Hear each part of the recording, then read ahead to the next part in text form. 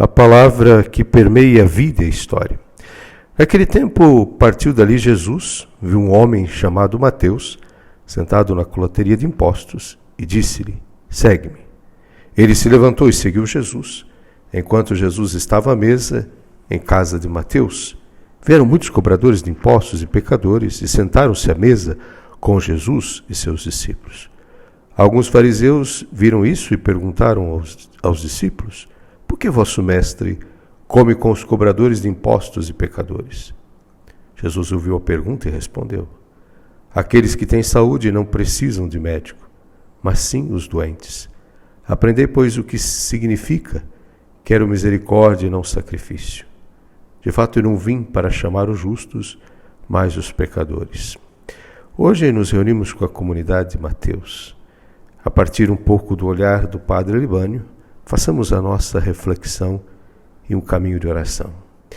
De fato, o chamado de Levi escandalizou muita gente naquela época, porque Jesus escolheu alguém que não estava preparado para ser apóstolo ou discípulo dele. Mas o Evangelho de Mateus, em que ele relata sua própria vocação, é de fato um passado. E nesse aspecto já não nos interessa mais. Ele largou o trabalho e seguiu Jesus, foi apóstolo provavelmente e trabalhou pelo Evangelho. O que nos interessa hoje é procurar saber o que esse texto tem-nos a dizer. Vamos partir de dados objetivos e simples. Deus, como todos nós, gosta das pessoas boas, nas quais sua presença e sua graça trabalham. Por essas, ele tem predileção e começa a chamar Maria e os santos. Quem não gosta de uma pessoa dedicada, acolhedora, alegre? Há pessoas que irradiam bondade, transpiram confiança e suavidade. Quem não gostará de um jovem alegre, otimista, que ainda acredita na utopia, que se engaja, se compromete? Todos gostam, e Deus também.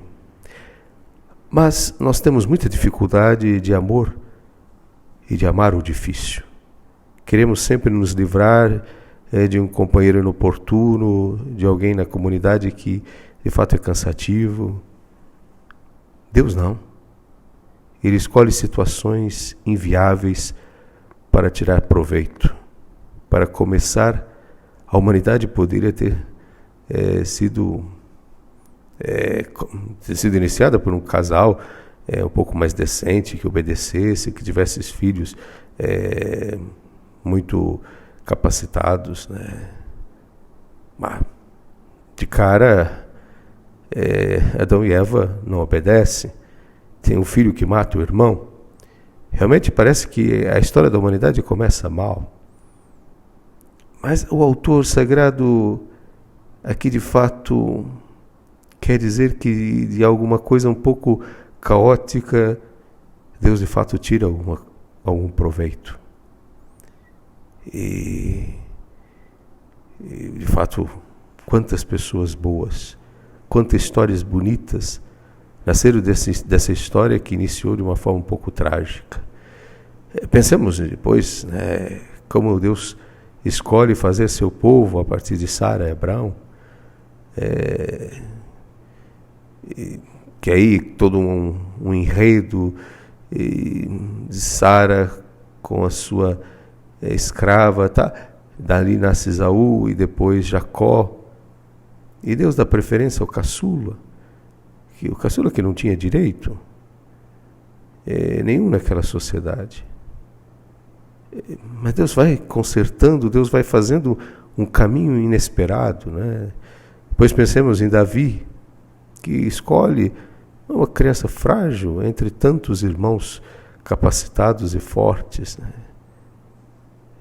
Depois nós pensamos em Maria, Isabel e tantos outros. Às vezes, o que Deus quer dizer diante daquilo que parece inviável? Que não devemos desanimar, porque daí pode surgir uma salvação. E às vezes, um filho difícil, trabalhoso, não devemos desanimar, porque Deus não desanima de nada. Ele, pelo fato, Ele faz surgir coisas potentes. Lembramos de Mônica, que chorou anos por Agostinho, né? E que de fato Agostinho se tornou uma referência teológica, filosófica na história da humanidade. Deus pode fazer muita coisa em cima daquilo que parece inviável.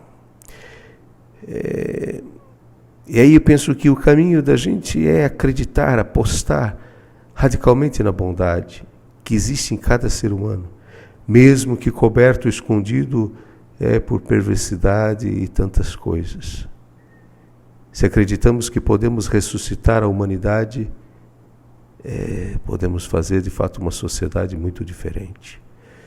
E imaginemos como cenário, né? Mateus fazia o que era odioso, mesmo aquilo que hoje, né, tantos fazem, tirando do Brasil tanta potência, tanta riqueza, entregando, né, tanta coisa a outros, simplesmente por interesses financeiros e outros tantos. Mateus fazia a mesma coisa. Ele pegava um pouco daquilo que tinha ainda os judeus e dava para os romanos, seus adversários. Mesmo assim, Jesus o chamou e ele seguiu e se fez seu discípulo. Precisamos ter esperança de que também somos capazes, porque se Deus aposta, não devemos deixar de apostar também. E diante de um filho, é necessário sempre debruçar diante daquele que precisa mais. A nossa predileção precisa aumentar pelo que é mais difícil. Amar aquele que dá mais trabalho. Não devemos tratar bem o amor e simplesmente uma relação próxima com os bons.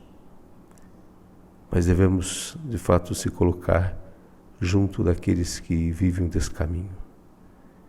Porque, e penso que aí o final e o caminho da nossa oração, compreender que Jesus veio para os doentes, para os perdidos e não para os sadios. Não é que não os ame, mas é que já não precisam tanto. Se estão no caminho, não precisam tanto. Quem precisa do abraço na parábola do Pai misericordioso é o filho mais novo. O filho mais velho precisa só alinhar um pouco o seu coração desorientado. Mas quem precisa de um beijo, de um abraço, é aquele que vive o descaminho. Penso que aqui é uma oração bonita, né? Se de fato tivéssemos essa capacidade de trabalhar o que é difícil, muita coisa bonita encontraríamos pelo caminho. Ave Maria, cheia de graça, o Senhor é convosco. Bendita sois vós entre as mulheres e bendito é o fruto do vosso ventre, Jesus. Santa Maria, Mãe de Deus, rogai por nós, pecadores, agora e na hora de nossa morte. Amém. Rogai por nós, Santa Mãe de Deus, para que sejamos dignos das promessas de Cristo.